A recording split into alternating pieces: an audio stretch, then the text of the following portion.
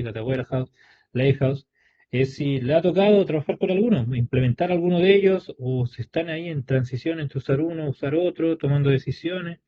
Y si lo han hecho, ¿qué han implementado? Si lo han implementado ustedes o llegaron cuando ya está implementado, ahí sería interesante saber si lo han hecho. Ahí leo sus comentarios, pueden escribir ahí con libertad. Eso, chicos, ahora clases, vamos a darle con el día 2 que vamos a enfocarnos en estos fundamentos. Ahí quedó mal el título, me parece, pero lo vamos a corregir. Pero el listado de abajo es el que importa. Tanto Data Lake versus Data Warehouse versus Lakehouse. Vamos a involucrarnos más en la arquitectura de datos, que estas tres son la base, son los estándar a nivel de libro, pero van a ver que esto puede evolucionar encima de ello. Hay una arquitectura re loca ahí que depende del momento.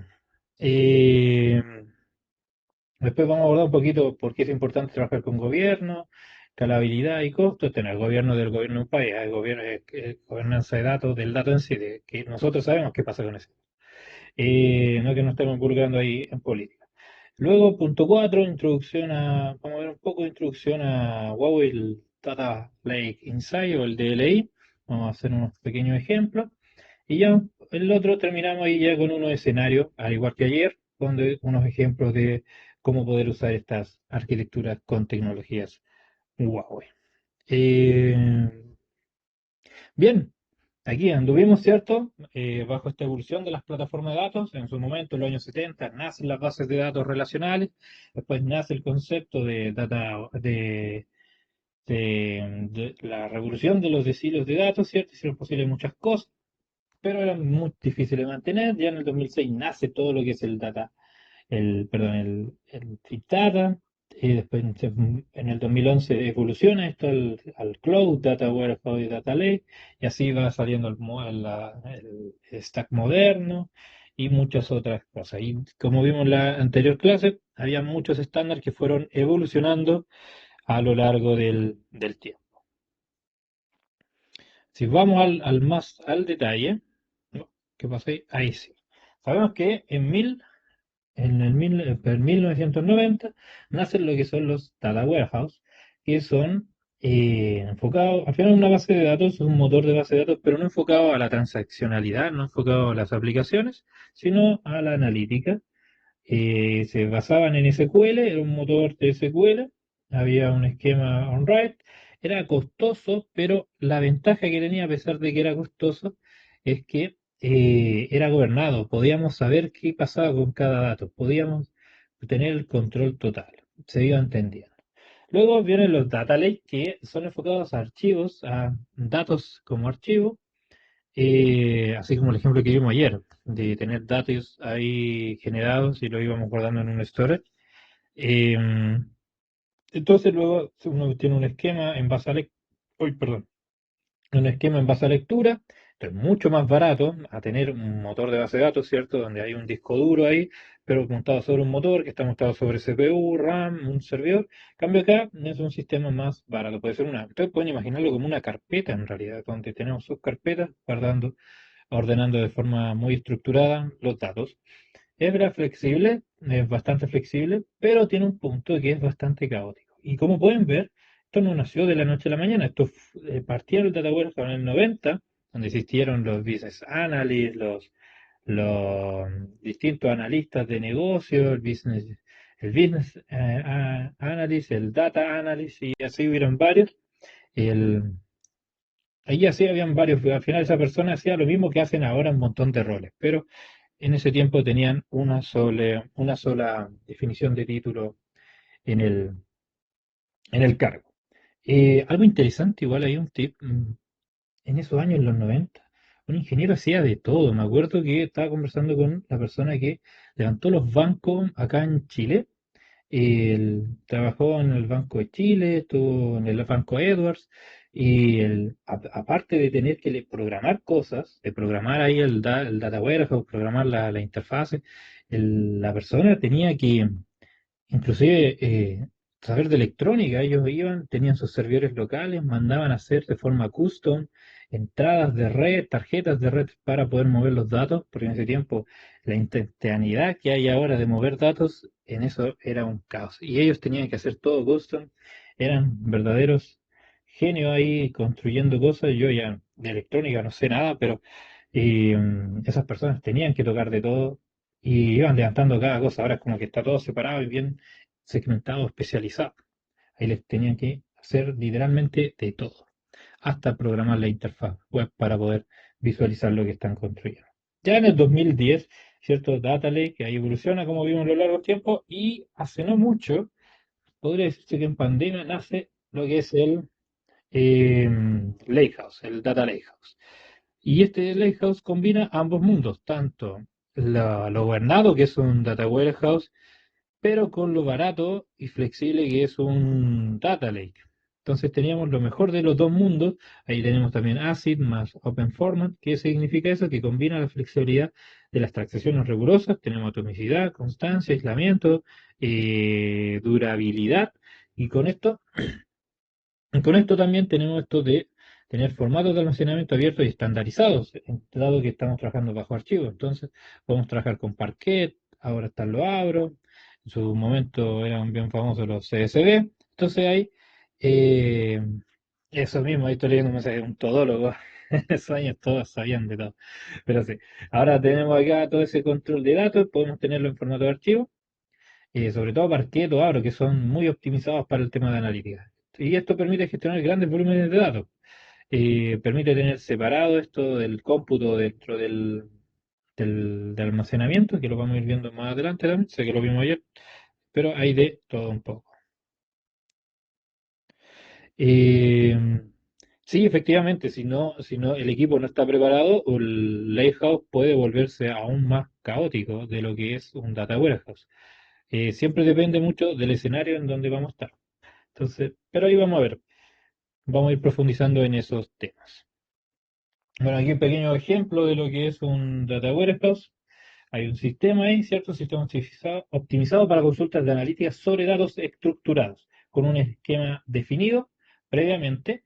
Entonces aquí nosotros controlamos el esquema, de los datos vienen de origen, hacemos una ETL y lo que se necesite, hacemos las transformaciones y boom, lo almacenamos en este motor de base de datos y de ahí empezamos a diseñar distintas estrategias para disponibilizar datos. Podemos crear otros motorcitos, datamar específicos con datos específicos por área, puede ser finanzas, operaciones, revenue, growth, van ahí a analizar.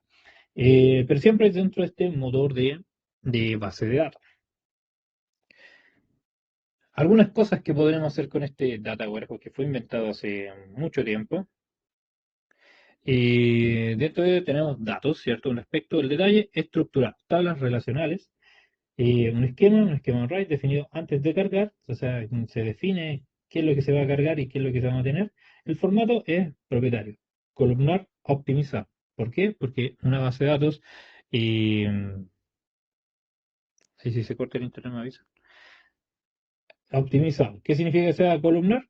Que está enfocado a la analítica, como lo que vimos ayer, el OLAP es para analítica. Ah, mira, abajito lo tengo. Y el OLTP, que significa que ya es una base de datos orientada a la transaccionalidad, que es para filas. Consultas SQL, optimizados para OLAP. Aquí podemos hacer consultas monstruosas. De hecho, hay unas diferencias bien grandes. Yo llegué a un punto en donde tenía, llegué a una empresa donde estábamos haciendo había que hacer una migración. De hecho, me contrataron para hacer la migración de un SQL Server, que es sí se puede configurar para hacer un data warehouse, pero generalmente nunca lo hacen. La base de datos así como viene y se levanta como viene, sin índice, sin nada. La cosa es que ahí si se hacía un SQL, una consulta para algún reporte o algo, tardaba una hora. Hay otros casos extremos donde tardaba 7, 8 horas. Y esa misma consulta, así, sin formatear, sin nada, simplemente la adaptamos al lenguaje o al este SQL en esta base de datos OLAP y se volvían de 7 minutos. Entonces era brutal el cambio, una consulta sin tocar nada. Igual de mal hecha la consulta, pero en una base de datos columnar, boom, volaba. 7 minutos. Y en la otra, una hora y media. Otras consultas que eran de 7 horas tardaban 20 minutos, 30 minutos, y después si eso lo empezamos a optimizar y pum, teníamos consultas en mucho menor tiempo. Usuario. Analistas de negocio, los BI, clásico ahí, gobernanza, alta, teníamos el control total sobre lo que pasa, seguridad, ahí data warehouse uno puede dar acceso hasta columnas específicas, así que no hay ningún problema con eso. Y entendemos que es ingesta porque el esquema de datos está controlado, se define antes de cargar, entonces nosotros sabemos que vamos a buscar. Pero era costoso. ¿Por qué es costoso? Por lo que tenemos acá en el último punto, alto. Almacenamiento más cómputo acoplado. ¿Por qué? Como han estado escuchando, hemos estado hablando de un motor de base de datos. ¿Qué significa eso? Que es un motor instalado, como si lo instalara en su computador, y está todo ahí, está almacenado en su propio gestor de almacenamiento, más el cómputo que es la capacidad de la máquina. Entonces, ¿qué significa eso? Que si queremos hacer crecer esto, vamos a tener que usar una máquina más grande, más poderosa, y eso sea que tiene que ir de la mano tanto el cómputo como el procesamiento, porque hay un disco duro, hay una RAM ahí, una CPU, todo en el mismo lugar. Y eso lo vuelve costoso. Al principio puede ser muy barato, por eso depende siempre del escenario. Data Warehouse lo podemos levantar y ¡pum! Resuelve la necesidad de negocio específica, porque hay poquitos datos y tenemos un esquema controlado. Luego, si esto empieza a crecer mucho, tenemos que hacer crecer las máquinas. Y las máquinas en el cloud vienen con configuraciones predefinidas a veces. Entonces, ¡boom! Tenemos que definir eso, van creciendo, van creciendo. De hecho, hay casos donde estaba con servidores de solamente almacenamiento de base de datos de un costo brutal en nube de, no sé, de 20.000, 30.000 dólares solamente por almacenar esa información. Eh, entonces, esto es el Data Warehouse, pero es parte de eso. También, ¿qué se parte con el Data Warehouse? El modelo de datos. Ya no trabajamos con modelos de tercera forma normal, sino ya trabajamos con lo que se conocen modelos dimensionales. Esto está enfocado siempre en el modelo Kimball, que puede ser el modelo estrella, ¿cierto? Que está enfocado ya en tener tablas de hecho, tablas de dimensiones y se va formando esto. No buscamos tener tan desacoplada la data, solamente lo suficiente para poder ir a buscar distintas cosas, pero siempre con un eje central. Y también en Google Cloud, ¿qué herramienta tenemos para levantar estos motores de Data Warehouse? Tenemos el Data Warehouse Service. Literalmente el nombre lo dice. Nada más sencillo que eso. Y este motor nos permite escalamiento horizontal automático, compatibilidad con herramientas estándar de visualización de datos. Es importante, ¿usted ha trabajado con alguna de estas herramientas? Tableau, Power BI. Yo soy tip lover de Tableau, pero hay distintas más. Está Metabase, que es open source. Está Clip, que eso no lo he probado, pero no sabría decirles mucho de eso. Está Quixai, está Power BI, que está ahí también. Está Looker Studio, soy enemigo de Looker Studio, pero nada que hacer. Mira, ahí hay un amigo que maneja Vice. Eh, pero eso, te permite hacer esa compatibilidad. Así que una muy buena herramienta para usar.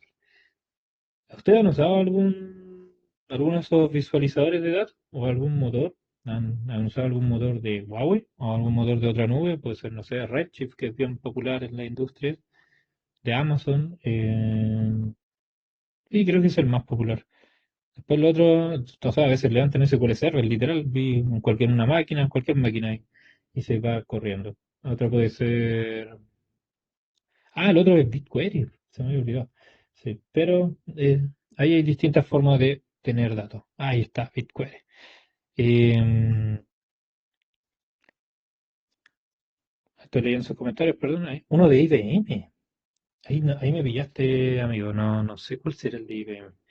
Pero bueno, veo que ya han tenido experiencia ahí con estos motores. ¿Alguien ha usado un motor de Data Warehouse Service? Ahí levanten la mano, ¿eh? DB2, ese no sé cuál es. Pero bueno, hay el equipo de Huawei, no sé si lo han tocado hacer analíticas de esa forma. Ahí espero sus comentarios. Ah, el de IBM, mira, interesante, DB2. Ahí no me manejo mucho en ese stack. Pero bueno. Data Lake. Bueno, ya te vimos el Data Warehouse, ¿cierto? Ahora vamos al Data Lake. El Data Lake resuelve una de las limitaciones de este Data Warehouse. Puede manejar cualquier formato de datos, porque ya vimos que es una carpetita, como lo que vimos ayer, una carpetita donde vamos almacenando cosas. Es de bajo costo. El esquema es flexible, porque donde no hay una base de datos, un motor de base de datos como tal, podemos ir jugando con estos esquemas. Es ideal para exploración, para data science, machine learning, se van a dar cuenta que es muy bueno. La clave está en la estructura. un data lake siempre tiene que estar estructurado. ¿Por qué? Porque un data lake sin estructura siempre va a ser un caos. Y es como lo que comentaba ahí uno de ustedes con clases, no me acuerdo bien, que si era muy costoso un lakehouse. Pero aquí vamos a enfocarnos en el data lake. El data lake, esa es la parte más complicada de mantener. Y si justificar también, si realmente necesitas un data lake. Porque si no, vaya a tener ahí una carpeta gigante con un desorden y facturando un montón de plata en la nube. Entonces, bueno, ahí, yo hablo mucho de costos porque cuando uno se involucra en estos de datos y sobre todo usando cómputo en la nube, es lo que más hay que monitorear. Uno de los puntos bastante eh, delicados porque un error y puede salir costoso ahí y sin haber generado ningún valor de negocio. Por ejemplo, a veces una consulta SQL mal hecha, mal ejecutada o sobre una arquitectura mal construida puede generar un costo enorme y uno ya era un analista que solamente quería saber qué dato había. Era un top 10 para cachar qué era la información que estaba ahí. Entonces, eso es muy importante. El data lake se tiene que tener sentido y se tiene que tener una estructura, si no se transforma un data lake en un lago de datos, pero se puede convertir en un pantano de datos. Siempre recomienda a los data lake trabajarlos por capas. Aquí vamos a abordar la arquitectura medallón, que se trabaja con tres capas. Yo trabajo con la arquitectura de cuatro capas, que es la capa, se agrega una capa más. La arquitectura medallón es donde está raw, staging y curate, donde raw son datos crudos, staging ya son datos limpios y curate ya son datos listos para ser consumidos. Y yo le agrego una capa antes a todas. Eh, de hecho, inclusive aquí estoy leyendo un comentario que dice un selection limit. De hecho, es importante eso, de los top siempre va a escanear toda una base de datos, así que tenganlo en cuenta eso. El limit es el que no escanea toda la tabla. Y, pero a veces, si está mal construida la arquitectura, por ejemplo, lo que vimos ayer de tener particiones, va a leer igual todo para buscar los 10.000 datos que le pediste.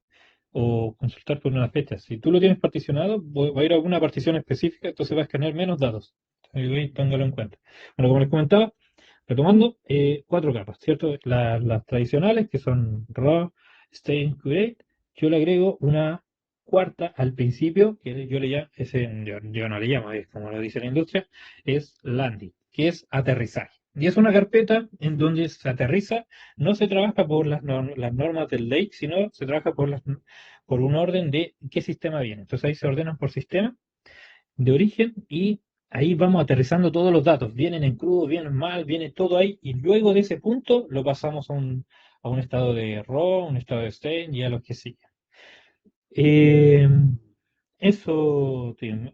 Voy a ver si les puedo presentar algo. Esperen un segundo. No se ve. Ah, no, porque lo tengo acá. No, lo borré. Bueno, era lo que iba a mostrar lo que teníamos acá. Pero bueno, ahí lo retomo. Eso, Tim, es un data lake. Pero si se dan cuenta, aquí se trabaja con archivos, se trabaja bajo esta arquitectura de capas, pero no está tan enfocado al tan enfocado al análisis de datos como un data warehouse o a este análisis de archivos, sino en estructurar datos de cualquier tipo.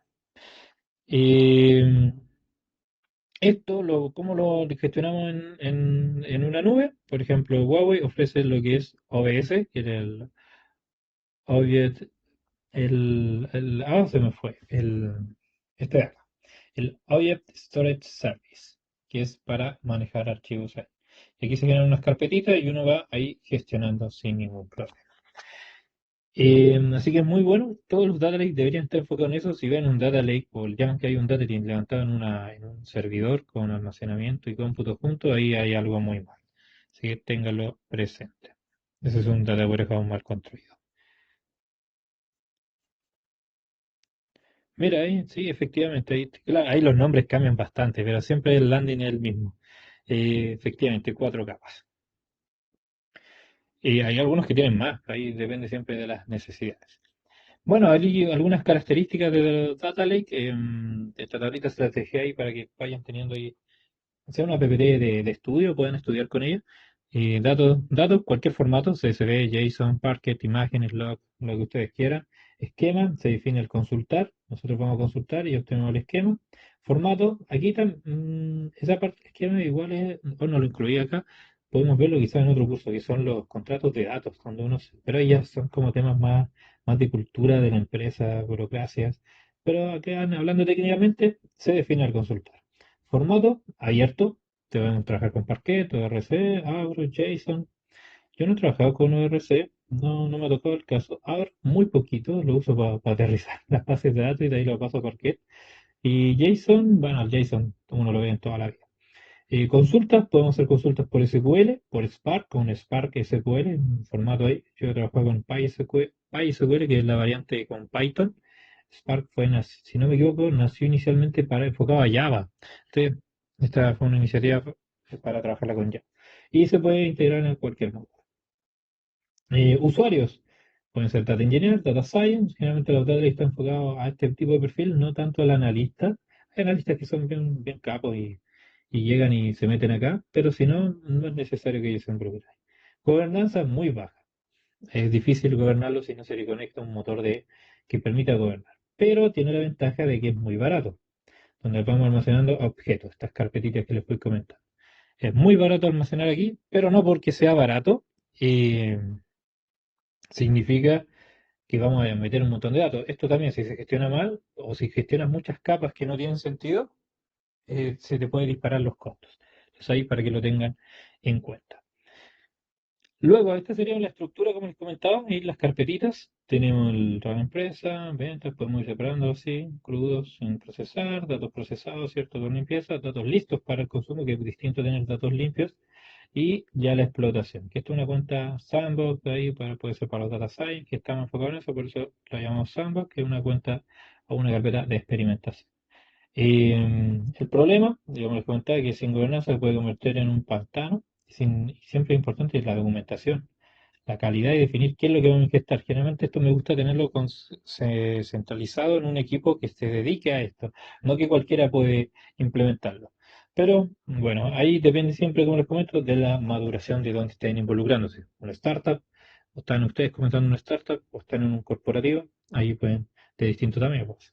En Huawei, como les comentaba, el Object Storage Service, almacenamiento de objetos con 99%, hay más 9, ahí se los quité, pero el de durabilidad es uno de los más seguros donde almacenar datos, sobre todo si le ponen multiregión.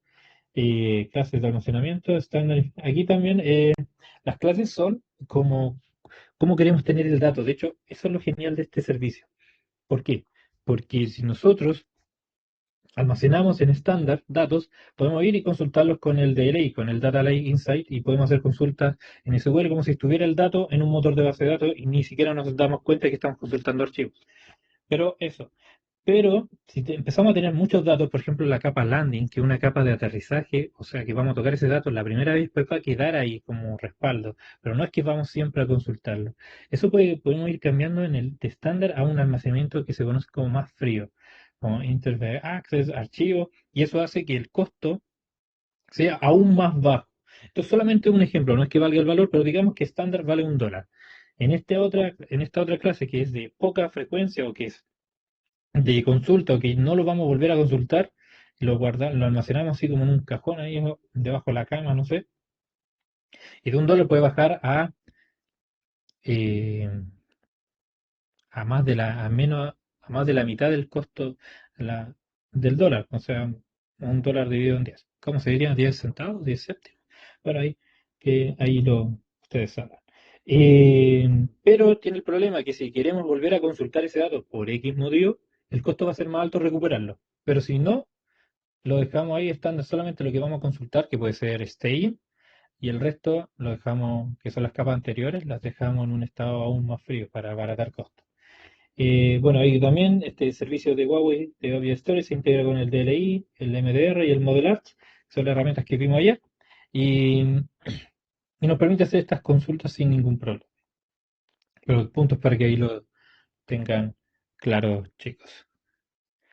El Data Lake, perdón, el Lakehouse, Data Lakehouse. Es una arquitectura, como hemos conversado a lo largo de la clase, que combina esta flexibilidad y el bajo costo del Lake con la gobernanza y el rendimiento de un data warehouse. Y aquí está muy ordenadito, dividido por capas, separado. Podemos incluso disponibilizar APIs para consumo y volverlo un producto y distintas cosas ahí. Y podemos almacenar lo que queramos. Eh, Como contaba, esta es la idea de este almacenamiento, ¿cierto? Podemos tenerlo en OBS y ya el resto lo podemos tener ahí con Model Art y oh, se me fue el nombre, con DLI. Y tendríamos ahí todo el control. Esta arquitectura nace en varios formatos de archivos también, porque ustedes pueden comentar, ¿y qué pasa si cambia el esquema? Digamos que tenemos archivos, pensemos en CSV.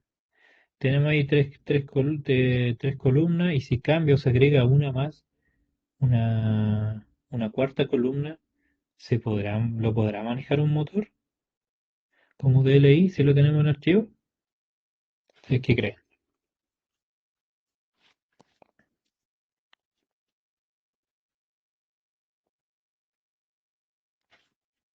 Ah, no, pensé que iban a comentar algo. Eh, bueno, ahí nació esa pregunta. Igual es complejo manipular esos archivos. Diríamos, a mí se me viene a la mente, tendríamos que cargar esos archivos en memoria, reprocesarlos todos para agregarle la cuarta columna. Entonces ahí fueron naciendo esas necesidades y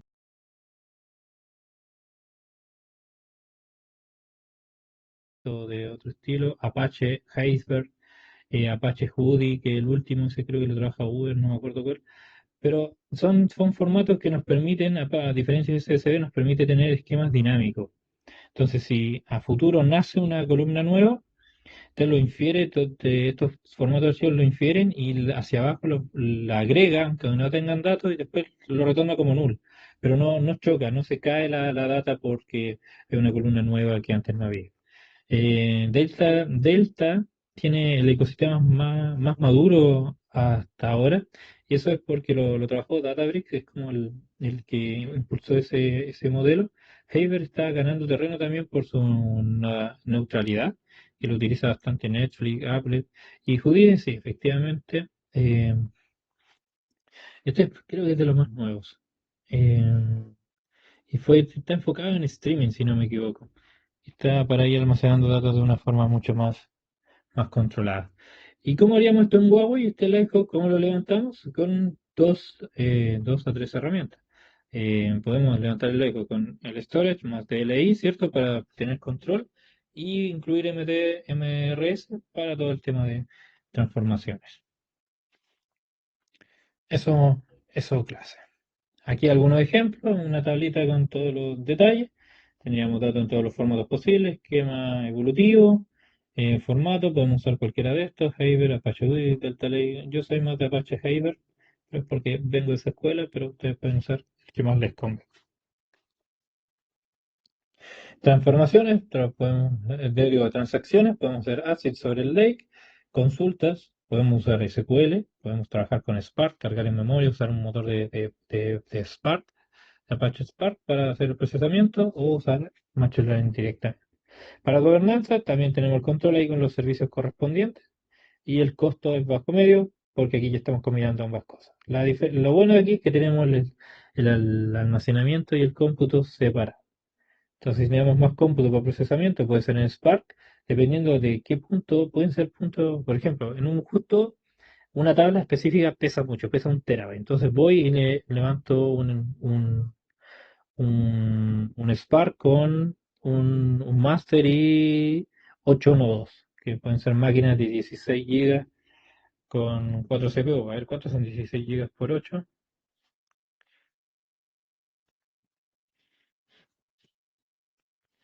Oh, ¿qué está pasando? 128 gigas de RAM para procesar eso específico. Pero puede que otra tabla necesite menos. Entonces ahí podemos ir jugando con cómputo, puede que lo usemos en un momentito específico, pero después podemos bajarlo a 2 nodos y así sucesivamente. Ahí abajo de banda. Pero el almacenamiento sigue siendo el mismo bajo el mismo estándar. Aquí también un poco más de lo que hemos estado conversando, los distintos formatos. Delta Lake lo fue efectivamente a Databricks, Apache Hive fue Netflix, con Apple, trabajan bastante con ellos, y Apache Houdini sí era. Para Upset, mira, interesante eso. Ecosistema Spark, esquema evolutivo. Y en Huawei, ¿cómo lo haríamos? Con Data Art Studio para la categorización y la gobernanza, DLI para soportar lectura, escritura de tabla en formato abierto, OBS para el almacenamiento, ¿cierto? Y todo lo que es procesamiento Spark lo podemos hacer con MRS, que era el MapReduce. Así que tenemos de todo, está todo listo para usarse y levantar un lakehouse con cómputo y almacenamiento separado, sin ningún problema. Aquí también, ¿cómo haríamos esta diferencia clase? Y tenemos un poco, esto es difícil igual porque siempre depende de los casos, pero aquí un versus de cómo podríamos diferenciar cuando uno, cuando otro y distintas cositas. Por ejemplo, vamos a ver tipos de datos, son estructurados, Lake acepta lo que sea y Lakehouse también acepta lo que sea. Esquema son on-write, on-read, en Lake y el Lakehouse es enfocado en la evolución. Las transacciones tienen que ser ANSYS, el Data Lake no sabe qué son las transacciones y en Lakehouse, donde están mezclados, sí puede tener ese control. El costo, siempre el Data Warehouse. Es tramposa esa respuesta ahí porque si es muy poquita la data o es muy poco lo que se quiere hacer, un Data Warehouse es mucho más barato que un Lakehouse. Un Lakehouse de por sí ya por levantarlo es caro, se vuelve barato cuando trabajamos con muchos datos. Pero si no, si son poquitos, hablamos de un giga, tenemos un layout de, no sé, de 600 gigas, no, de ahí hacia abajo, Data Warehouse es la mejor opción. Igual si no hay tanto reportería, es bajito, él siempre va a ser más barato. Si no, ya nos vamos al otro caso, se vuelve mucho más caro. Y ahí por eso esta comparativa dice que es más barato. Rendimiento en SQL, Data Warehouse va a ser bastante bueno. El Lake ahí va a tener sus variaciones porque depende de lo que estemos consultando y el Lakehouse es más flexible y es muy excelente. Soporte ML, el Lake y el Data Lake y el Lakehouse son nativos, están enfocados para trabajar con ML como para que pueda ir a consumir datos. El Data Warehouse está enfocado más a reportería. Gobierno de datos, en el Warehouse es nativa, tenemos control total sobre eso, al igual que en el Lakehouse. Y en Data Lake es manual, ahí tenemos que llevar un control porque recuerden que son carpetitas. Más cosas, formato propietario, ¿por qué dice eso? Porque estaríamos bajo un motor, bajo las reglas de un motor de base de datos. Puede ser el que sea, puede ser GaussDB, puede ser el Warehouse de Huawei, puede ser el Redshift, puede ser el SQL Server, depende de cuál sea, pero está amarrado a ese. En cambio, en el Lake y en el Lake House es abierto. ¿Por qué? Porque vamos a estar trabajando con objetos que están en un OBS, en este storage de almacenamiento. Y, y también podemos ir controlando ahí los archivos, como los que vimos, como si es Parquet, si es Delta, si es Avro, si es el que sea. El Team Write limitado, en el Lake no tiene y el otro también sí tiene. Escalabilidad media en Warehouse, por eso les comentaba eso, hasta un punto es bastante manejable y ya la otra es bastante alto. Ahí están enfocados cuando uno quiere escalar masivamente. En servicios que podemos usar, en Warehouse, el Data Warehouse Service propio de Huawei, en el Lake tenemos el OBS, el Storage, ¿cierto? Y ya el Lakehouse combina todo. Ahí tenemos que usar varios servicios. Tenemos que usar el OBS para almacenar la data, ¿cierto? En este storage. El DLI para poder visualizar y armar estas tablas de Kimberland. Y el Data Arts para ir orquestando y gestionando todo lo que es gobernanza. Eso sería esta comparativa clase. Ahí me gustaría hacerle una pregunta. Si ustedes están cerca ya de construir algo híbrido, siempre les pregunto a mí, y vi que algunos decían que habían tocado algunos motores, pero no me han contestado si han estado usando alguna de esta arquitectura. Ahí uno de ustedes dijo que usaba la arquitectura de Lake o de Lakehouse, que tenían 4 capas. No sé si han estado ahí, le ha tocado levantar algunos, no sé si conocen el SDLF, que hay también un estándar bastante grande en Data Lake, o han levantado o construido ustedes con sus propias manos. Ah, con Fabric. Mira, Fabric tengo ahí un problema, porque Fabric trabaja con esto de tener el cómputo con el almacenamiento bien mezclado, como que cuesta separarlo, como que siempre lo encuentro caro. No sé qué opinas ahí, pero yo opino, bajo lo poco que he visto de él, es que lo encontré caro. Bueno, eso team, eso clase. Ahora, como ya hemos visto en todo este tiempo, existen múltiples patrones arquitectónicos, ¿cierto? Estos tres son los estándares, eh, pero siempre depende de cómo vamos a trabajarlo en la empresa. No hay una única respuesta correcta para estos casos y siempre va a depender de tanto la capacidad del equipo, las necesidades de negocio, la cantidad de datos que vamos a procesar. Hay de todo hay un poco. Eh, Así que no se preocupen. Ah, mira, aquí están contestando. Data Lake en AWS. Ahí me imagino que estoy trabajando con el SDLF. Eh, Arquitectura medallón sobre Azure también. Yo he utilizado Data Lake, pero me mostraban GCP. Modificaciones. Trabajas con DAC, trabajas con Compose. Mira, qué interesante. On Lake. ¿Qué es? Ese me pillaste ahí. Ay, no sé qué es On Lake, pero hay que nos pueda saber comentar de qué trata esa herramienta o es un concepto, no lo sé. Y bueno, ahí ustedes ya lo están viviendo, entonces saben que hay de todo un poco. Pero de esto nacen, ¿cierto?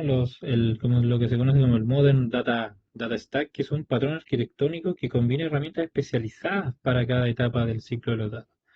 Y ahí Huawei siempre entra, Huawei Cloud tiene un bastante especialización en esto y se mapeó directamente con el CMD que se conoce, que es para la ingesta de datos, el OBS, como hemos estado hablando, para trabajar en un Lake, el DLI para transformaciones, porque ahí podemos hacer transformaciones con SQL Spark, las herramientas de consumo, que es BI. No sé si, oye, aquí me pillaron, ahí no sé si me puede apoyar, no sé si Huawei tiene una aplicación de visualización de datos así tipo Power BI, tipo Looker Studio. Estaría bueno conocerlo, ahí me pilló. Consumo de VI y ML.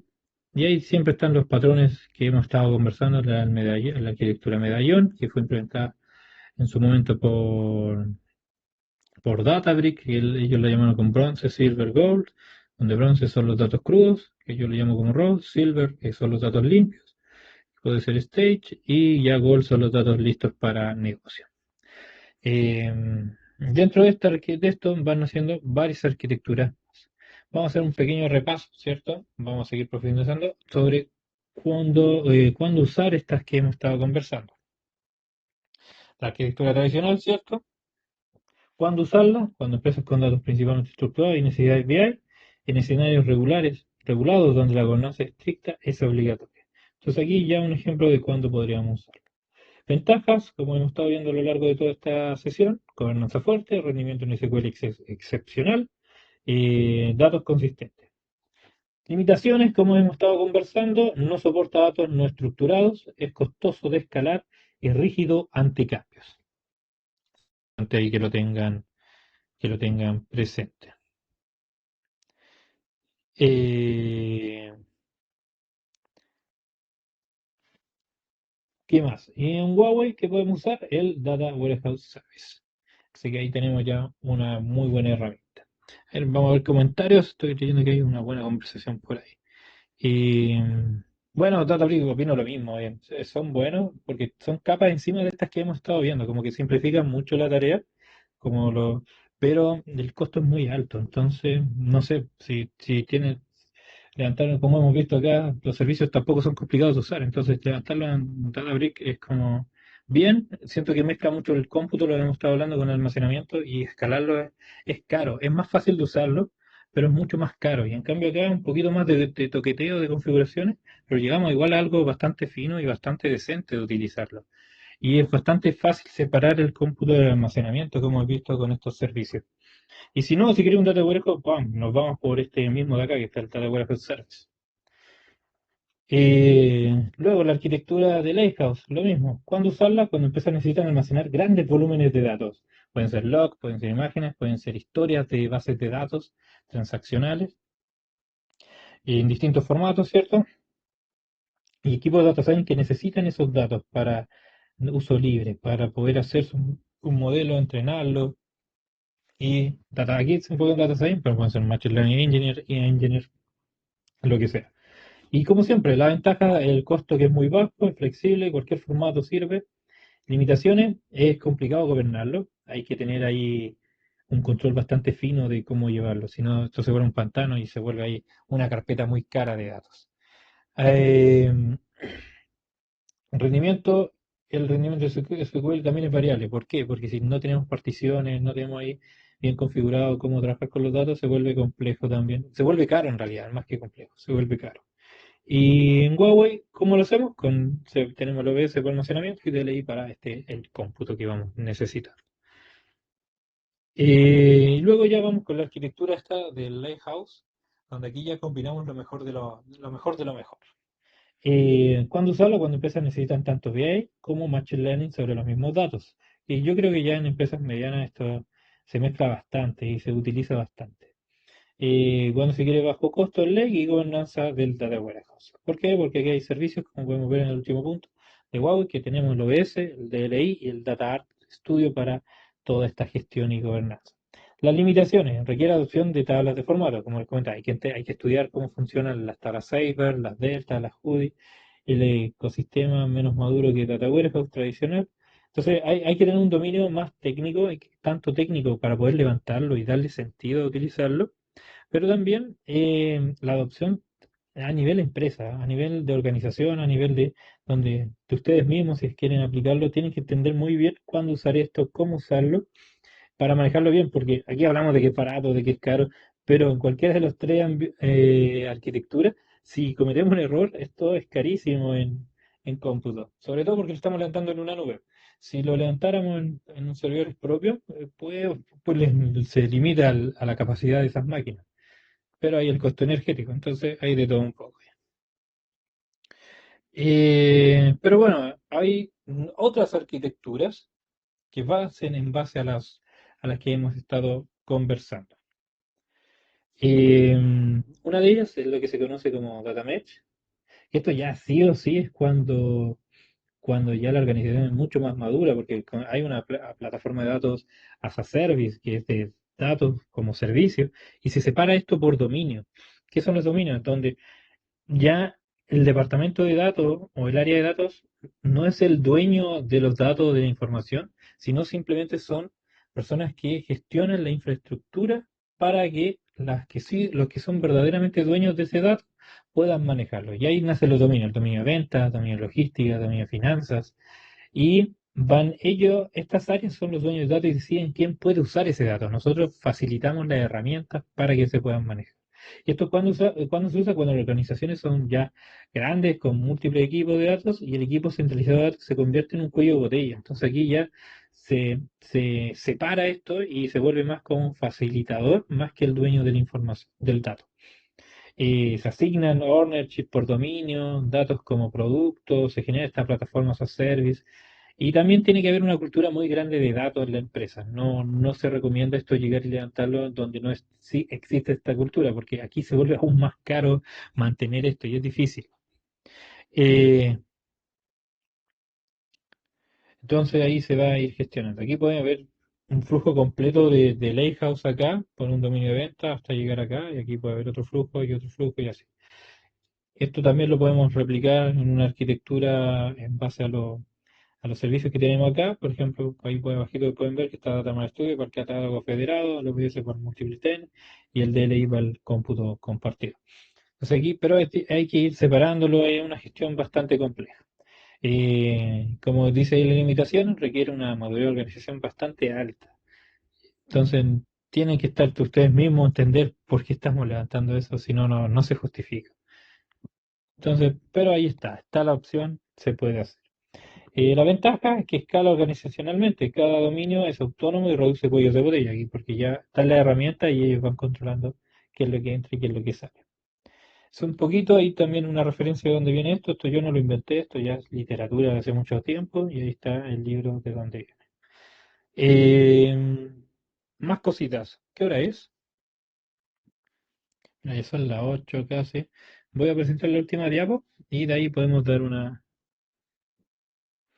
pausita de cuándo usar cada para seguir con las presentaciones. La otra es Data Fabric, que también es una arquitectura autónoma. Esta es aún más compleja, donde ya mezclamos tanto datos de distintos clouds, tenemos una capa de inteligencia y machine learning involucrado ahí, metadata activa, es como que está todo junto, pero no es que está revuelto así sino que son módulos desacoplados que van orquestándose de forma continua. Se integran también de forma bastante común. Esto cuando usarlo cuando empiezas con datos dispersos en múltiples sistemas, en problemas multicloud, cuando se inicia una integración automática sin mover todos los datos a un solo lugar. Aquí es bastante, ya son arquitecturas mucho más robustas y también para empresas o organizaciones más maduras. Ventaja que se integra sin mover datos, usa Machine Learning para automatizar gestión, reduce trabajo manual, de ingesta, que es como que ya uno le pasa, quiero ingestar este dato y el sistema lo va a buscar y te lo entrega sin ningún problema. ¿Y cómo se podría hacer acá con Huawei? Sería con Data Studio de nuevo para el discovery y el linaje, la extracción con CTM y ya trabajar con queries con el DL sin ningún problema. Entonces, se puede hacer, sí, pero ya es más complejo de mantener y todo. Pero esas serían las arquitecturas clases que pueden existir y son las bastante estandarizadas que existen hoy en día. Las más comunes son las tres primeras, ya estas son para organizaciones mucho más avanzadas. Pero eso, yo creo que demos un descanso, retomemos ahí en unos 10 minutitos. No sé si quieren, sí, yo creo que en 10 minutos estamos bien, para que no se nos coma el tiempo. Porque pueden ir a buscar un café, quieren ir al baño, tomar agua, seguir tomando apuntes, no hay ningún problema. Sí, ¿qué hora es? ¿Qué hora es? ¿Sí, solo 8 en punto ya? Sí, 8 en punto en mi caso, para ustedes serán las 5, 5 en punto, así que y retomamos en 10 minutos, 8:10, 5:10. Así que eso, voy a mutear, así que nos vemos en un momentito.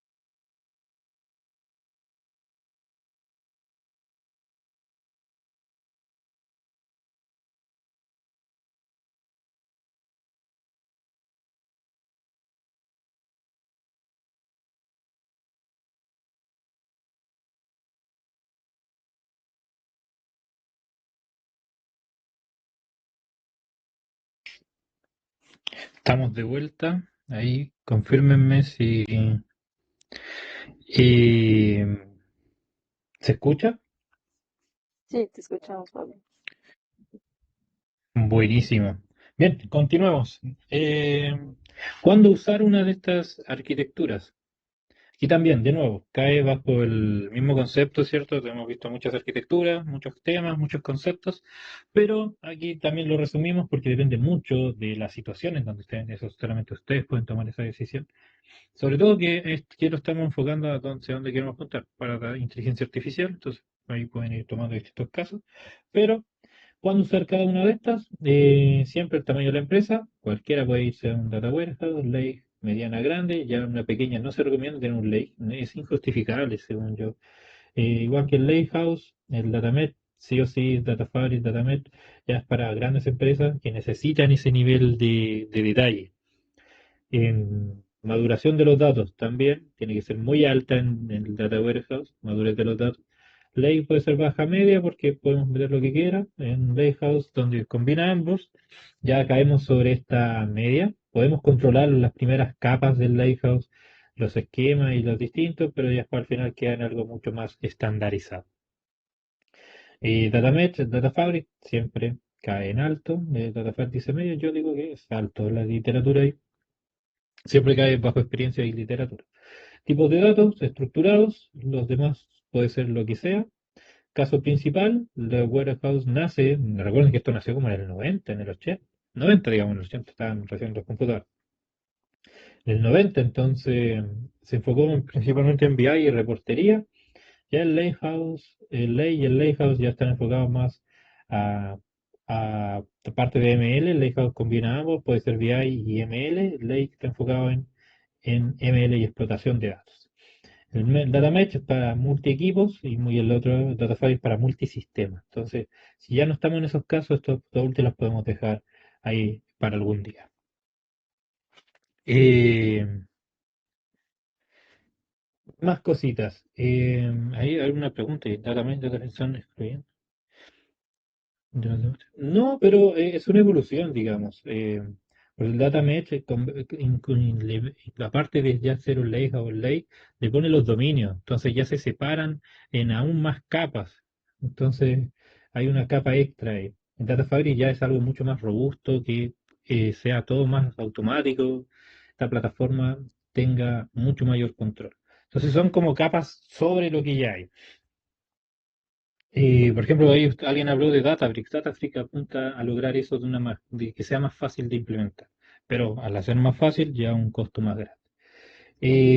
Gobernanza centralizada en Data Warehouse, Lake es más manual y las demás son federadas, automatizadas y el Lakehouse es centralizado. Equipos requeridos, BA y DBA, Data Engineer los Lake, Data Engineer y Platform Engineer Lake, y el otro ya es multidominio porque depende de dónde esté apuntando, y el otro ya es un team de plataforma. Costo inicial, el Warehouse siempre es caro porque es levantar una máquina, entonces de por sí ya, aunque esté vacía, va a haber un costo. En, Perdón, estaba leyendo ahí los comentarios, pero va por ahí, clase.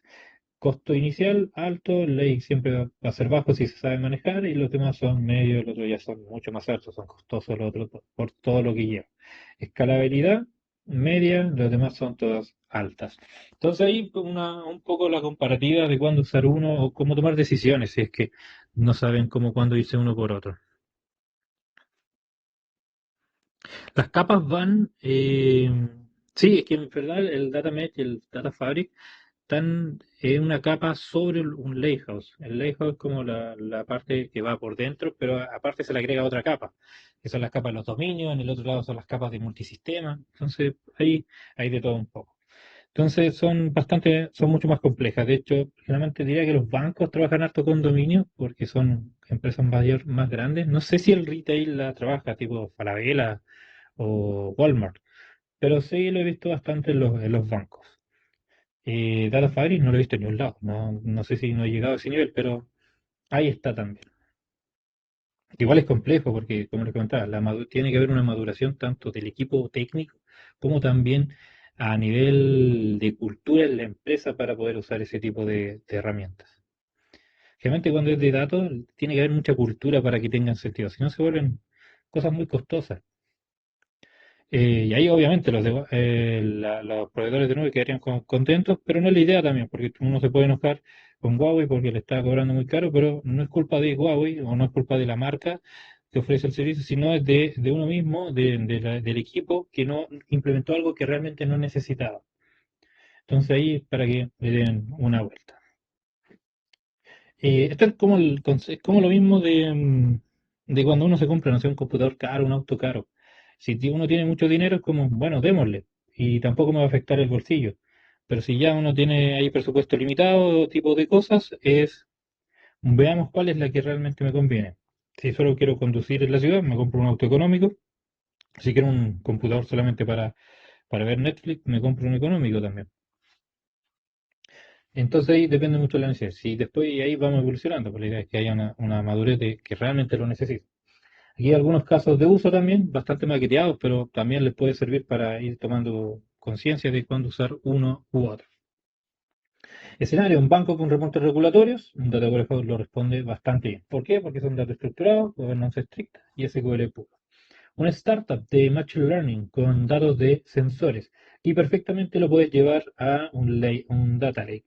Almacenamos todos esos datos que son series de tiempo porque no hay update, no hay cambios, sino que son puro insert, va dato nuevo, y luego lo podemos visualizar con DL. Datos variados, exploración, bajo costo, ningún problema ahí.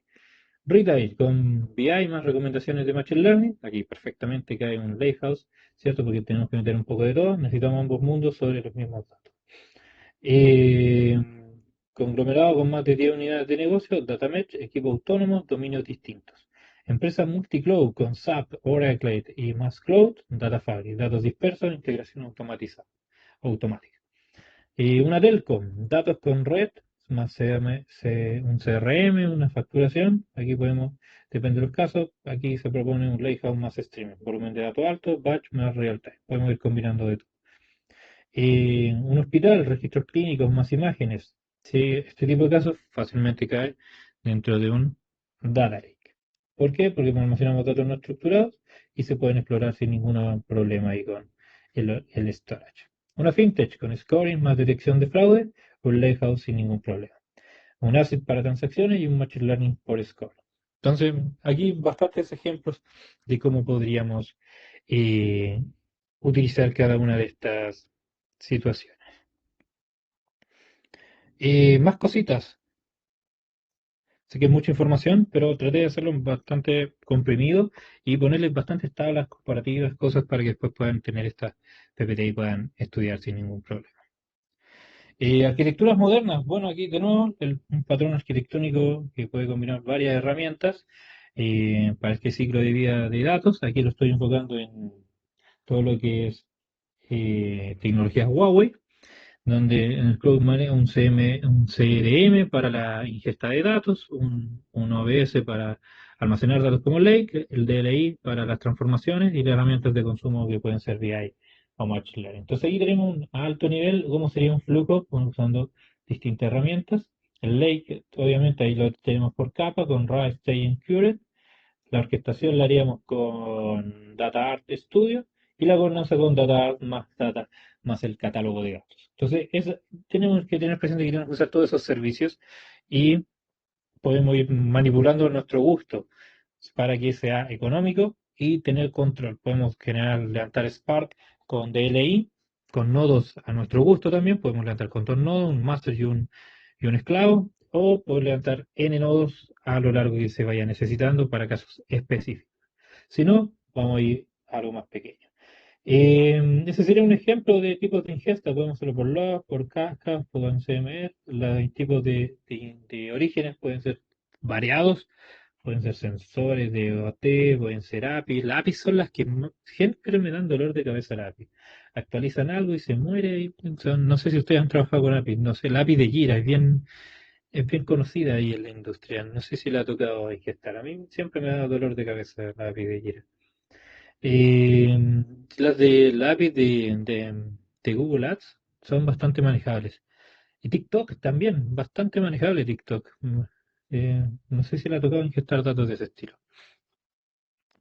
Pero bueno, yo creo base de datos también no se queden ahí con que son sencillas. Hay casos en donde sí, es muy fácil tomar los datos porque el ingeniero hizo la tarea y le puso índice, hizo un modelo de datos bien estructurado y todo lo demás. Pero puede en otros casos donde haya multiesquema, datos que son de esquemas distintos.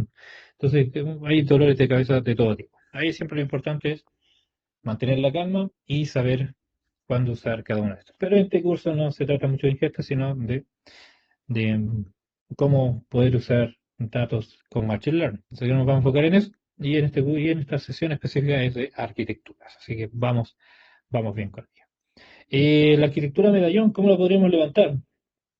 Aquí también un ejemplo de cómo se podría levantar en, en OBS, se me fue, en el storage de Huawei. Pero recuerden que este patrón no fue propio de Huawei, esto se inventó hace tiempo, lo propuso Databricks, así que Databricks es un referente, nada que decir de ello. Organiza los datos en tres niveles, en capas progresivas, y en Huawei lo podemos hacer, como les comentaba, con OS más DLI para ir moviéndolo entre capas. Entonces, aquí el estándar es bronce, silver, gold, perdón. Yo lo conozco como raw, staging, accurate, pero hay distintos patrones, así que, pero todos apuntan a lo mismo, a tener datos crudos, el otro tener datos más limpios y el otro tener datos listos para el negocio. Hay unos ejemplos también, no sé si lo alcanzan a ver, aquí también les dejé cómo podrían representarse en formatos de carpetas. También aquí puede ser business, puede ser para la analítica, para machine learning, distintas cosas. Y estas dos pueden ser para trabajo interno del equipo de datos. Más cositas, gobierno de datos. Aquí hay varios capas o módulos que podrían utilizar dentro de Huawei. Y dentro de este gobierno, generalmente el gobierno de datos nunca es muy entretenido hablar. No sé si a ustedes les ha tocado hablar de gobierno de datos. Es como una tarea de ahí de perros a hueso, no sé, de olfatear cosas, de estar ahí preguntando, ¿y qué significa esto? ¿Dónde está la documentación? Trabajo manual generalmente, que siempre se recomienda hacer al principio, porque después es un dolor de cabeza estar documentando ahí y hacer esa calidad de datos, seguridad, sobre todo el catálogo de datos. Pero si no, ya aquí Huawei también nos provee bastantes herramientas, como el Data Art Studio, nos ofrece calidad para completitud, precisión, consistencia, perdón, frecuencia, seguridad, control de acceso, cifrado, auditorías, sobre todo eso, no sé si usted, ahí Chile es la ley de protección de datos, hay que saber cómo manejar los datos ahora, son bien delicados. Entonces, no sé si en sus países le ha tocado trabajar con la ley de protección de datos correspondiente a cada país o con las leyes de la CMF, si es que trabajan en temas bancarios. Ahí hay bastantes cositas. Catálogo de datos también, tener la metadata, entender el linaje de ese dato, poder hacer búsquedas bastante controladas, el compliance, privacidad. Y esto porque es importante, como dice ahí en la pregunta, porque sin gobierno de datos, un data lake se convierte en un pantano de datos, como dice acá en nuestro libro de fundamento al data ingeniería, pero yo digo que es más, si no hay gobierno de datos, es como tenemos ahí una carpeta bastante cara. Eh, y bueno, ahí de nuevo, Data Studio nos ofrece el catálogo, la calidad de datos, el linaje, seguridad, nos ofrece todo. Así que hay herramientas bastante buenas que nos pueden ayudar a este tipo de cosas. Más cositas. Se me pegó el compu. Dame un segundo. Ahí sí.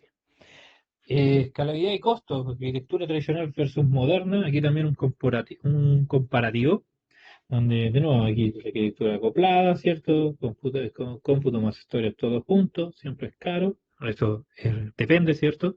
Si es algo chiquitito, nos va a salir más barato que armar tanta cosa tan grande. Y ya el otro es storage separado del cómputo, que hay una arquitectura mucho más moderna, desacoplada. Y aquí también el modelo de costo de Huawei también se los dejo en una tablita para que lo entiendan, porque no todo es gratis, no todo es caro, sino porque es muy importante conocer los sistemas de costos de la plataforma en la que están trabajando, porque algunos son por uso y otros son costos fijos. Entonces, igual para que lo tengan en consideración. Acá en Huawei eh, tenemos OBS que es por giga de mes almacenado, más operaciones. Y aquí siempre la forma de optimizar esto es usar las clases de acceso de infrecuente para todos los históricos. O sea que si no lo vamos a usar, lo mandamos a una clase ya muy fría para que esto no cause costos tan grandes. El Data Lake Insane, el DLI, te cobra por cómputo ejecutado por hora, entonces ahí las puedes optimizar, siempre particionadas para no tener tanto costo ahí también, porque ahí nos van a cobrar por el giga escaneado en OBS y también ahí también los tiempos de ejecución para que sea más barato. El Data Warehouse Service te cobran por nodos, por hora, aquí puedes tenerlo encendido 24 horas o 8 horas, depende de lo que vayas necesitando. Y es autoescalado, y mientras más nodos, más caro, y mientras menos también. Y el para transformación, el MDR, también aquí, depende de los nodos que tenemos por ejecución, nos puede salir más barato o más caro. Entonces ahí tenemos todos los costos separados y y solamente nos van a cobrar cuando estemos usando uno u otro. Estrategias de optimización, siempre los formatos columnares, no trabajemos con CSV, sino trabajemos con Parquet, con Avro, aquí con ORC, ORC, depende ahí de lo que más le acomode. El particionamiento es muy importante, tenemos que tener datos particionados. O si no, va a escanear todo lo que tenemos ahí en OBS y va a salir carito. Y compresión, también hay que trabajar con NAPSI, reduce el almacenamiento y transferencia. También mover datos fríos, lo que hemos estado hablando. El autoescalado también, que sea según lo que vayamos necesitando. Eh, pero eso, clase, esos serían un poco los puntos a tener en cuenta con escalabilidad y costos. Ahora quiero que vayamos un poquito a introducirnos en... Bueno, ya nos introducimos un poquito, pero igual se los vuelvo a mostrar si alguien no estuvo en la clase de ayer, que es el Data Lake Lite Inside DLA. Es un servicio de ciertos servidores de Huawei para procesamiento de datos de gran escala, usando SQL y Apache Spark. Entonces, ¿qué nos permite? Se separa en dos puntos, tanto SQL Engine y Spark Engine. Podemos hacer SQL estándar, queries interactivas, BI integrado, podemos conectarnos directamente por JTBC o OBS.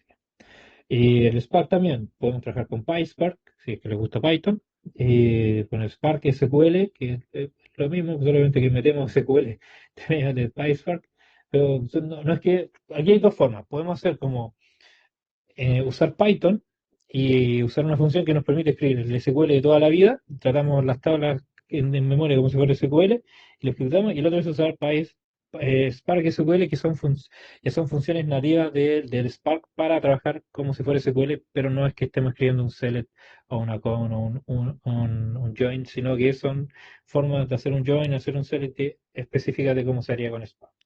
También está el Spark Streaming, porque el Spark por lote o por batch está enfocado a trabajos lentos y por grandes datos, pero en streaming la idea es que esté optimizado para hacerlo en el menor tiempo posible. Y esto lo podemos conectar con lo que quiera. Podemos ir directo al OBS, al Data Warehouse, al RDS, y al Kafka, a lo que podamos necesitar. Y también una tablita con las características, SQL Server, TLI. Aquí también esta tablita es una comparativa entre las distintas formas de cómo podríamos. Si ustedes vienen de otra nube, ¿cuál podría ser? Aquí tenemos cómo pueden interpretar. SQL Server en Huawei sería el DLI, el Data Lake Insight. En AWS sería el Athena. Sí, el Athena es muy lento, y de hecho creo que este Data Lake Insight es bastante rápido en eso.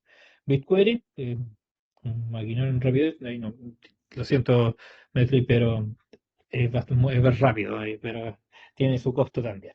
Azure Synapse no lo he usado, así que no sé, ahí ustedes pueden decir. Eh, Spark Serverless también, DLI viene integrado aquí, viene embebido, así que no hay ningún problema. No es AWS Athena, no podemos hacer directamente desde ahí. Ahí nacen otros servicios como Glue, MDR ya no se usa, diría que es Glue, pero cosas que pasan. En BigQuery es Dataproc, esa es un dolor de cabeza, pero ahí está. Siento que es mucho más fácil que en Web porque está embebido en la misma herramienta. Y en HCMA sí, lo mismo, no me ha tocado introducirme ahí. Streaming también conflicto y también está dentro de este mismo DLI, manejable. Ya no lo tiene Athena, Athena no puede manejar streaming, así que ténganlo en cuenta, es bastante lento. BigQuery tampoco lo tiene, ahí tenemos que cambiar totalmente de stack. Y, y si lo mismo Azure parece que lo tiene, pero no lo conozco. Almacenamiento, OBS, ahí el réplica sería el S3 de la DLS, BigQuery Storage. Aquí diría que está mal, yo diría que es el Google es GSS, Google Cloud Storage.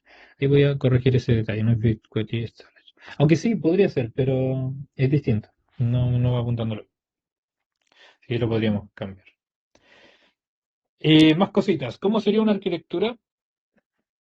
Como usando este DLI. Aquí también un poco tenemos abajito la data source, que puede ser venir de cualquiera de esos puntos. Y después viene el management con autoescalado, ¿cierto? Tenemos seguridad, priorización. Con DLI Service tenemos tanto SQL para hacer queries, Spark para hacer queries o manejar y Flink para trabajar con datos en stream. Ya el usuario puede consumirlo tanto por consola, por el SDK, o sea, podemos hacerlo en un código, desplegar una API también, bastante bueno, eso no se ve todos los días.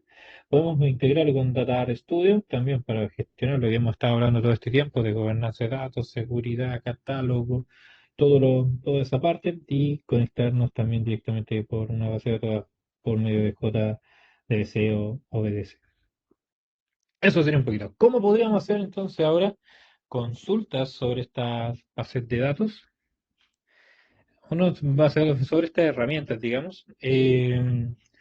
Aquí puse algunos ejemplos también para que los tengan ahí y puedan probarlos si es que puedan, no tengan la libertad, ¿no? Ahí en un momentito vamos a llegar a ponernos mano a la práctica, pero este sería un ejemplo de cómo crear una tabla externa en OS. Definimos ahí la tabla, ¿cierto? El tipo de datos, string, bla, bla, bla, bla.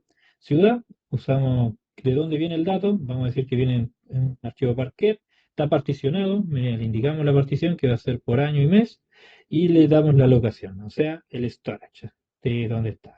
No sé si se recuerdan, pero son esas carpetitas que vimos ayer.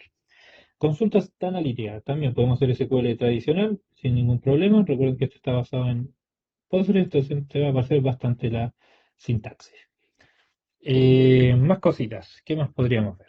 Eh, Juntar datos tanto que están en el storage más los que están en el mismo data, almacenados en el mismo data warehouse. De hecho, aquí yo les recomiendo que las capas de Lake las dejamos en storage, pero ya la capa final de consumo la podríamos dejar perfectamente en el almacenamiento del data warehouse service, sin ningún problema. Y las podríamos mezclar entre ellas, como en este ejemplo. Algunas vienen de OBS del storage y otras vienen directo del almacenamiento de cómputo. Sería eso clase, sería la parte teórica. Ahora vamos, ¿estamos a tiempo? Sí, tenemos tiempo para hacer un trabajo práctico. Así que vamos a ello. Ah, no puede ser, se me cerró la sesión. Denme un segundo, ahí también pueden aprovechar de hacer sus preguntas. Yo voy a iniciar sesión acá, que me toma un ratito. Aguántenme ahí, no se vayan. Inclusive pueden ir ahí, si quieren, a buscar un vasito con agua, lo que necesiten. Aguántenme, que estamos cargando acá.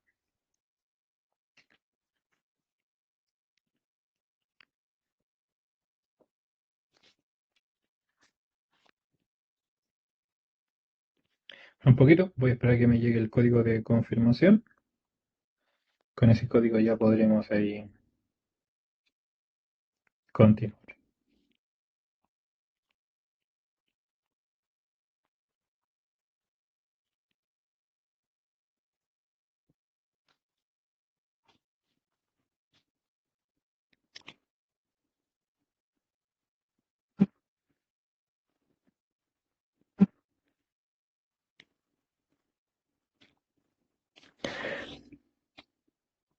Bueno, pues mientras ahí llega, a veces tarda un poquito ahí que llegue el correo. Les voy a mostrar un poco los ejercicios que vamos a abordar. Esto de nuevo va a estar levantado en un token, entonces cuando les comparto hoy día, sí o sí, les comparto los ejercicios de ayer y los de hoy día, más las presentaciones, así que no se preocupen para que se puedan hacer sus pruebas. Lo que no les puedo compartir son las creencias, así que ahí les toca a ustedes conseguir algún acceso si quieren hacer los ejercicios. Pero recuerden que el ejercicio de ayer no estaba, podían hacer una simulación y probarlo ahí en, en su máquina local sin tener la cuenta. Ya en este nos vamos a involucrar un poco más en, la, en, lo- en los distintos servicios. Por ejemplo, en este vamos a involucrarnos en algo bien interesante. Vamos a hacer nuestro primer lake, nuestro primer almacenamiento de datos. Lo vamos a estar separando ahí con distintas capas. Vamos a dejar con una capa RAW, una capa bronce, y vamos a ir partiendo ahí por distintas capas. Aguántame un segundo que ya me llegó el código. Vamos a incorporarlo.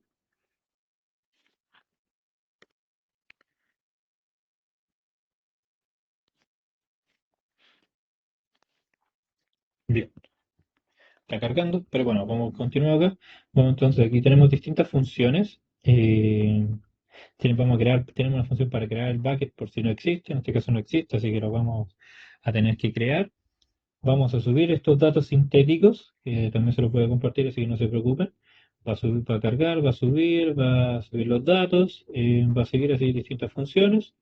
Luego va a listar estos objetos para que sepamos qué tienen, va a descargar y leerlos de nuevo.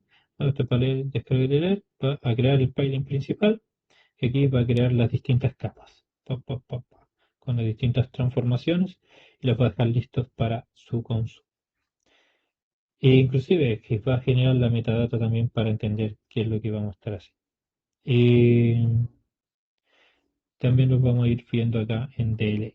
Aquí también el siguiente ejercicio es ir probando, esto también lo vamos a hacer ejecutando estas funciones que nos va a ir permitiendo ver cómo se utiliza DLI. Aquí lo vamos a estar haciendo por medio de código, pero vamos a ver si lo podemos acceder desde también la consola web. Ahí me cargó, les comparto aquí la pantalla. Bueno, este es el storage, el que estábamos viendo, ¿cierto? Borré lo que cargamos ayer, de hecho vamos a confirmar, y está bastante básico, así que vamos a ejecutar. También el otro servicio que vamos a estar usando, este es uno, el otro que vamos a estar es el, ¿dónde está el DLI? Ayuda aquí, clase, ayúdame a encontrar el DLI. Acá está. Te lo vamos a abrir una pestañita aparte para el ejercicio. Recuerda que aquí tenemos el overview, tenemos también aquí el SQL Editor. No hay mucho que ver, entonces nos marca. Tenemos las dos bases por default. Y el catálogo, vean, vean, vean. Tomen nota, Mario Hugo, toma nota. Y bueno, vamos al ejercicio entonces. Mi consola, ¿dónde está mi consola acá? Vamos a ver que estemos en el punto inicial. Sí, aquí está todo. Vamos entonces a ejecutar los primeros comanditos. ¿Qué necesitamos entonces para esto? Vamos a levantar nuestro Docker. Vamos a compilarlo desde cero para que vean que puede todo comenzar sin ningún problema. Entonces ahí va a levantarse. El ejercicio no lo probé antes de que clase, así que la última vez que lo probé funcionó, así que esperemos que funcione a la primera. Si no, vamos a tener que hacer correcciones en vivo. Eso siempre, ¿a quién nos pone nervioso esas correcciones en vivo? Bueno, aquí ya tenemos la maquinita corriendo. Vamos a ver aquí el Docker. Docker, pues, PS. ¿Qué pasó? Ahí tenemos nuestra máquina corriendo sin ningún problema. Ahora, ¿qué bloque vamos a hacer? Vamos a correr, introducirnos dentro de este Docker. Estamos dentro del Docker, ¿cierto? Vamos a ver si tenemos el Python 3. Bueno, tenemos Python 3 instalado, entonces no tendríamos ningún problema para ejecutar nuestro primer ejercicio. Nuestro primer ejercicio, ¿cuál era? Vamos a irnos acá. ¿Qué es lo que vamos a hacer? Este ejercicio nos debería permitir cargar los datos y aparte va a instalar, tenemos que tener ciertas cosas instaladas que ya las tenemos instaladas en nuestro Docker. También aquí es fundamental tener esta cosita configurada. Obviamente no este es el ejemplo, acá están los originales, los verdaderos. Y nada, vamos a ir entonces. Vamos a ejecutar el primer ejercicio, que ya lo tengo preparado para no perder el tiempo escribiendo. Y ahora vamos a cruzar dedos. Mira, está creando el packet. Esto va a demorar un poquito. Bien, ahí lo creo. Ahí lo vamos a ir a mirar después a la consola. Subiendo los datos, capa bronce, RAW, listo, lo subió a transacciones. Sigue subiendo aquí, tenemos procesiones, productos, silver, capa silver staging, ya listo, hizo las transformaciones, limpió los datos, como lo vimos en la clase de ayer, también Gold, hizo el resumen, listo, la metadata, generó la metadata que se necesita, estructura de lake, tenemos listo, lista raw, pap, pap, pap, distintos raw con distintas tablas, podríamos decir, aquí están, estas no las particionamos acá, pero aquí quedaría listito. Luego, listado en staging, transacciones limpias, listo. Luego, listado query, resumen. Luego, listado metadata, listo. Lectura de datos por capa. Aquí hacemos una lectura por query, descargamos los datos, ¿cierto? Hacemos filas, categoría, total venta, resumen, sin ningún problema. Metadata que se está generando. Ahí tiene toda la información de este archivo para que sepamos qué es lo que estamos consultando. Listo, ejercicio completado. Bucket quedó creado, los datos están acá y las capas distintas. Entonces, clase, hemos creado nuestro primer data lake. Le faltan muchas cosas, pero ya es nuestro primer data lake. ¿Qué les pareció esto? Bastante emocionante, ¿no? Con un SimPress ya hemos aplicado una arquitectura sin mayor complejidad. Vamos a ver cómo quedó esto en la consola. Vamos a ver ahí. Aquí está vacío, pero hay que recargar. Así que volvemos a recargar acá. Esperamos un poquito. Bailamos un poquito también. Y ahí está. Lo mismo. Vieron que estaba vacío. Ahora hay datos. Esperamos aquí. Y miren, miren. Están las distintas capas. Está este es metadata. Y aquí están los JSON. Entonces, vamos a ver qué es lo que dice. Podemos verlo. Oh, tengo acceso de nuevo. A ver. Me pillaron ahí. ¿Cómo podemos ver esto?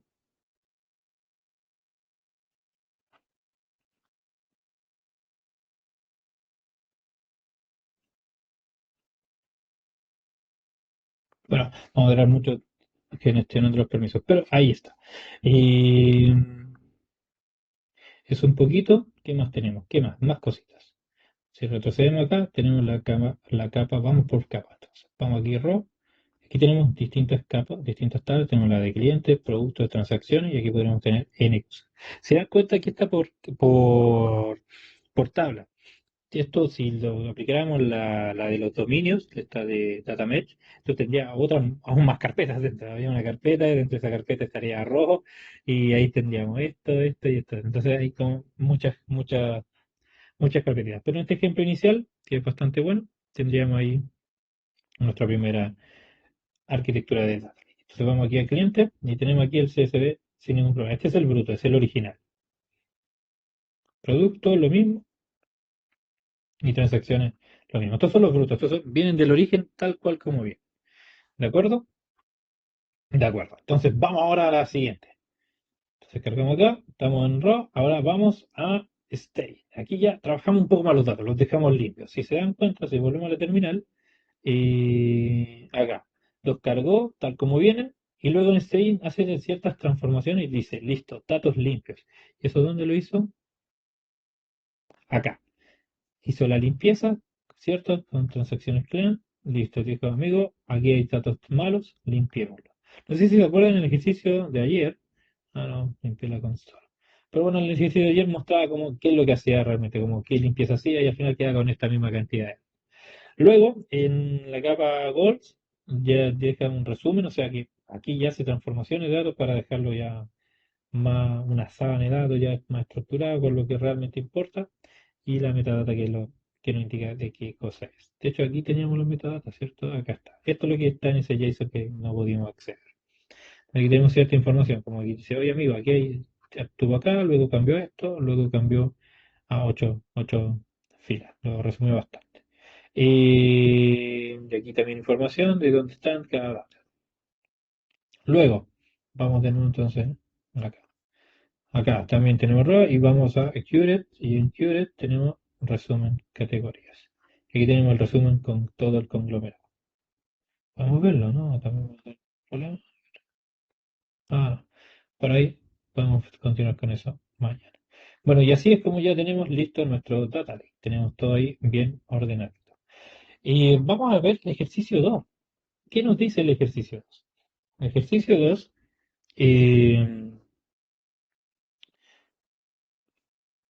ya te trata, te involucra ya con delay. Tenemos los datos en OBS, pero necesitamos que vamos a consumirlos acá en una herramienta ya más especializada, ¿cierto? Más robusto. No queremos tener datos ahí en un, en una carpeta, en un storage, ahí. No, nada de eso. Entonces vamos a ello. Esto nos va a ayudar a crear esa base de datos y enlazarlo. Y es como en la PPT que vimos, si podemos ver acá.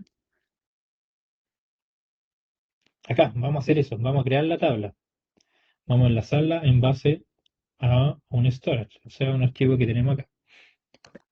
Entonces vamos a ello.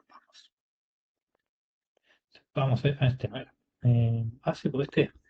Entonces vamos a ello, vamos a ejecutar el ejercicio. Yo ya tengo acá mi consulta lista para mostrarles. Aquí crucemos dedos, crucemos que nada se caiga y démosle. Empezó a ejecutar. ¿Dónde quedó? He limpiado la pantalla, pero bueno. Eh, Mira, ahí está haciendo las consultas. Aquí está, ejercicio 2, consulta de ley. Crea la base de datos, ya en Queen Default, en OBS, aquí, listo. Luego, las queries disponibles en DLI, total, una, listo, ejecutado. Mira, no usó nada de cómputo.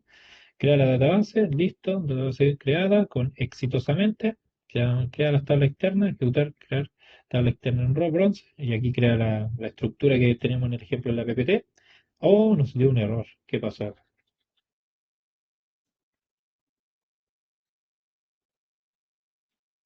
También nos va a dar. Y mira, eso es parte del ejercicio acá en vivo. Creo que todas nos dio, no puede ser. Veamos si quedó algo, si no, vamos a tener que corregir ese error. Vamos a ver, esa es la parte de tener esto en vivo. A ver si se cargó algo, porque no sé. Mira, la creó, ahí está, desapareció. Acá está. Pero vamos a ver si está vacío. Exactamente. Creó la base, pero no pudo cargar los datos. Vamos a llevarnos eso. Tercer error. Deme un segundo, voy a revisar acá de forma interna qué puede estar pasando. Y aguántenme de ahí, pueden anotar sus preguntas. Denme un segundo, esta es la parte de estar trabajando en vivo. A veces fallan algunos errores.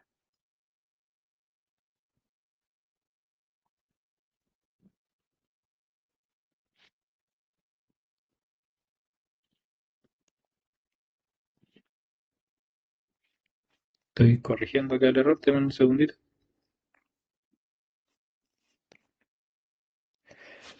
Y bueno, cuéntenme qué le ha parecido la clase, ha sido interesante, le ha estado gustando hasta allá, la primera, ya estamos en la segunda, ya mañana nos vamos a intentar en otros temas, quedan poquitos minutos, veremos ahí, a ver qué puede estar corrigiendo. Y aguánteme un segundito más y volvemos a la acción.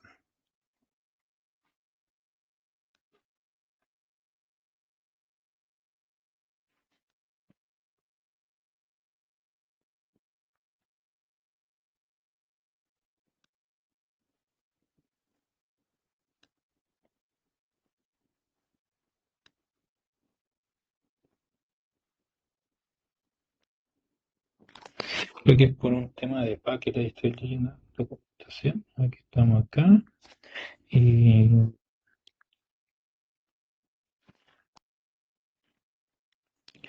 a ver, ayúdeme aquí a configurar acá el paquete de salida. Porque esto es algo importante. Cuando trabajamos con datos que están en storage y hacemos una consulta, esa consulta se genera otro archivo, que es un archivo con el resultado. Como estamos trabajando con archivos, eh, se van generando archivos por cada consulta. Entonces, igual ahí para que lo tengan en cuenta clase. A ver, vamos a ver, aquí tenemos que configurar configuración pequeñita. Ah, no puede ser. Mm,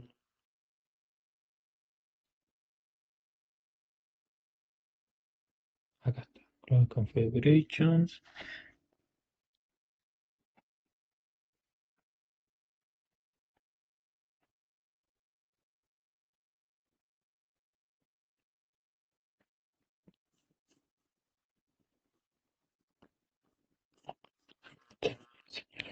Project, vamos con el project. Este creo que es. A ver, veamos si podemos con esto. Acá está.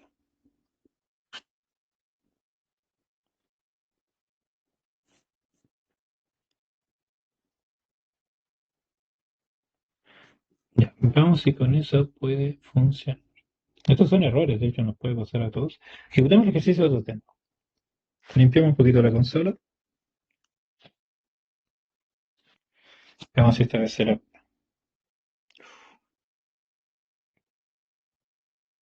Está tardando más. Parece que esta vez sí puedo.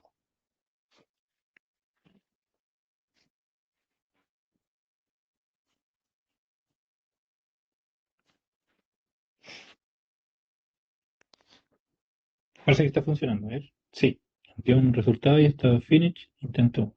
Vamos a ver si la siguiente va funcionando.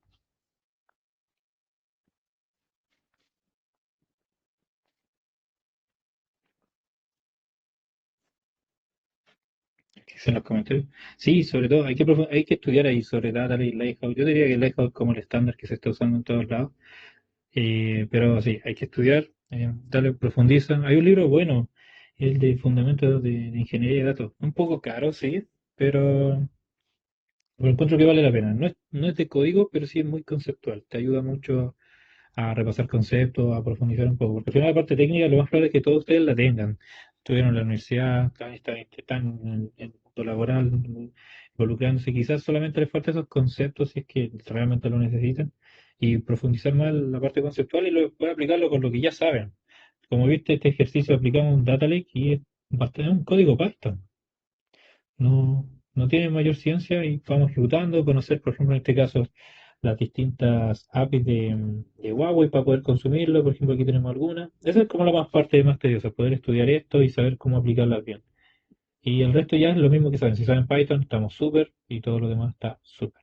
Bueno, parece que se ejecutó bien. A ver, ejercicio completado. Aquí dice que sí. Ah, mira, este se ejecutó, están todos. Pero parece que todos se ejecutaron. Bien, vamos a ver cómo esto se ve acá en la web. Vamos a recargar esto por si acaso.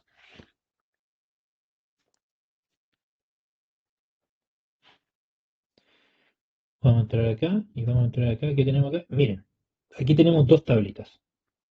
Muy impresionante, ¿no? A mí me emociona ver esto. Ah, pero no puedo agrandar. Bueno, pero ahí se. Vamos a ver qué hay acá.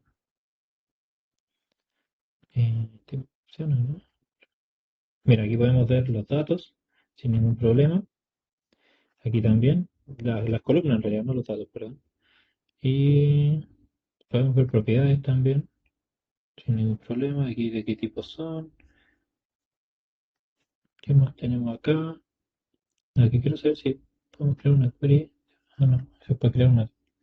Si podemos crear un chat. A ver, hagamos un select de la tabla transacciones raw. ¿Era transacciones raw? A ver, sí. Veamos que pongamos un limit 10. Creo que ni siquiera hay tantos con límites. Vamos ahí entonces.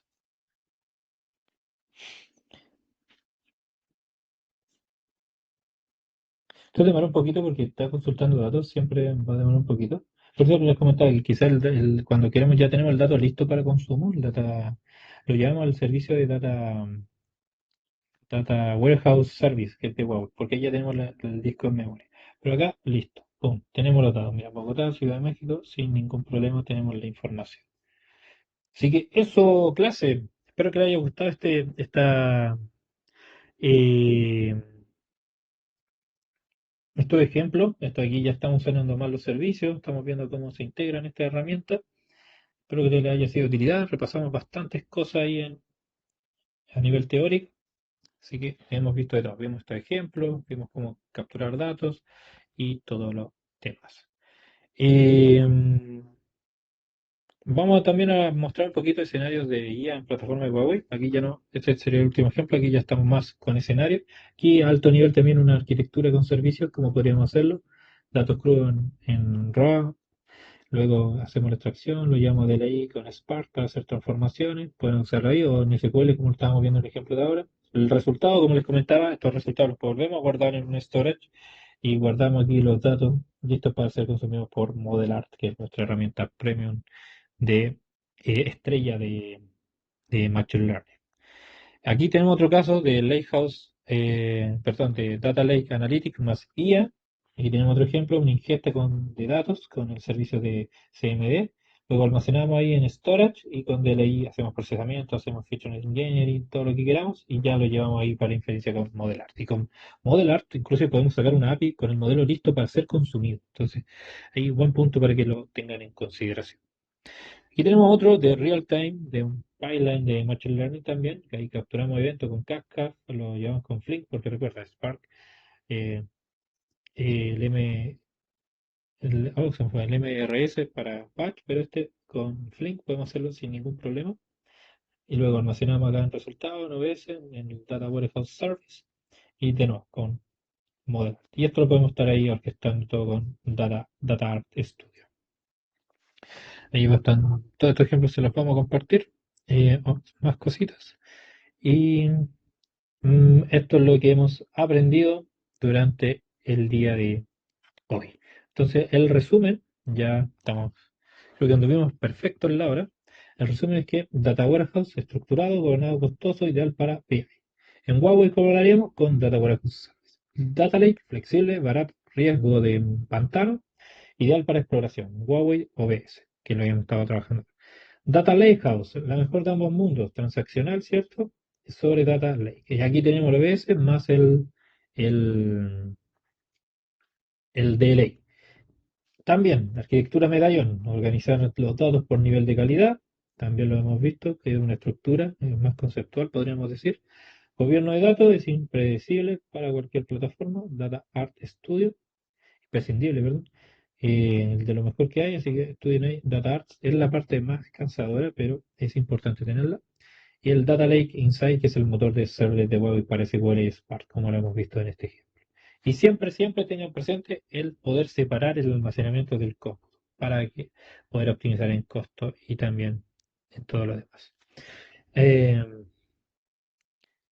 sí, los roles ahí, estoy leyendo aquí los comentarios, los todólogos hacen de todo, pero al final la industria, si está en una startup, al final somos ingenieros, dependiente qué título, qué apellido tengamos, ingeniero informático, computación, sistema industrial, somos ingenieros, así que tenemos las capacidades para hacer de todo. Después hay que segmenten tanto, generalmente es para empresas más grandes, ya empresas chiquititas, hay que hacer de todo. Si estás en una startup, hay que hacer literalmente de todo, pero se aprende mucho.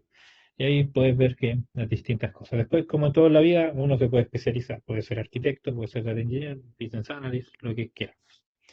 Pero eso, clase, espero que les haya gustado todo. Es lo que tenemos para hoy. Ya mañana podemos seguir abordando lo que viene.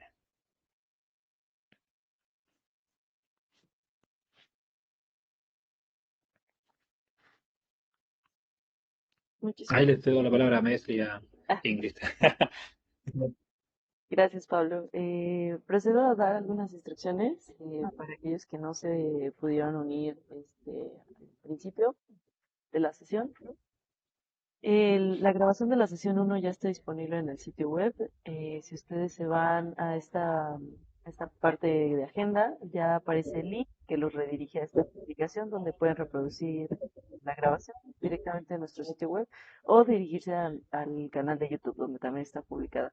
Les dejamos unos enlaces para que los tengan ahí a la mano. Y bueno, cualquier pregunta pueden publicarlo directamente en este enlace o desde la función nueva pregunta o nuevo artículo para dar el contenido técnico. Asimismo, invitarlos a que participen en el quiz. Recordarles que tienen hasta el 30 de marzo para responder estas preguntas de opción múltiple y es opcional generar algún artículo técnico relacionado a los temas que se están viendo en este curso.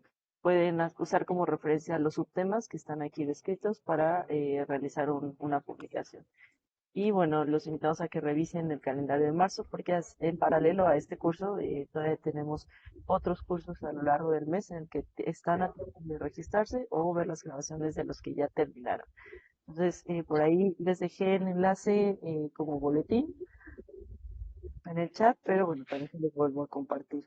El día de mañana nos vemos en el mismo horario que corresponde a las 4 p.m. Ciudad de México, 6 p.m. Perú, Panamá, Bolivia y 7 p.m. Argentina, Brasil.